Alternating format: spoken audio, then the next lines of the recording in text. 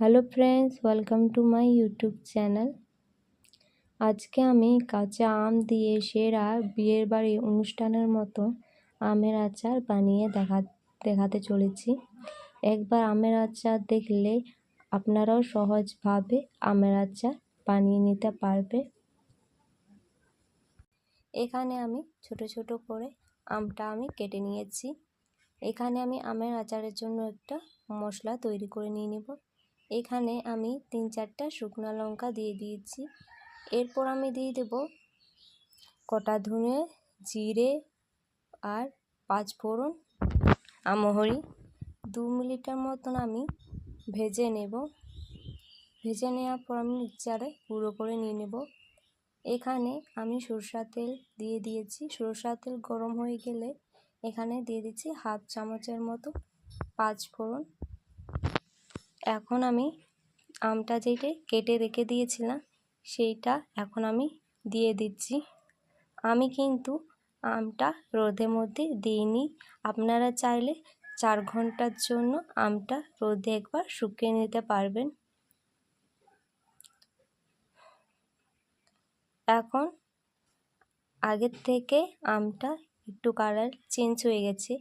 এর মধ্যে দিয়ে দিচ্ছি 1/2 চামচের মতন নুন আর 1/2 চামচের মতন হলুদ। ভালোভাবে মিক্স করে নিয়ে নেব।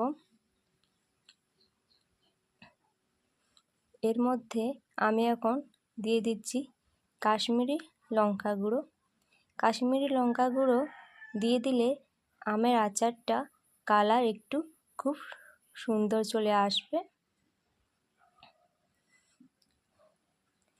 ভালোভাবে ভেজে নেওয়ার পর আগের থেকে কালারটা চেঞ্জ হয়ে গেলে এর মধ্যে দিয়ে দেবে 1 গ্লাসের মতন জল। মিক্স করে নিয়ে নিলে 2 মিনিটের মতন ভালোভাবে ফুটিয়ে নেবেন।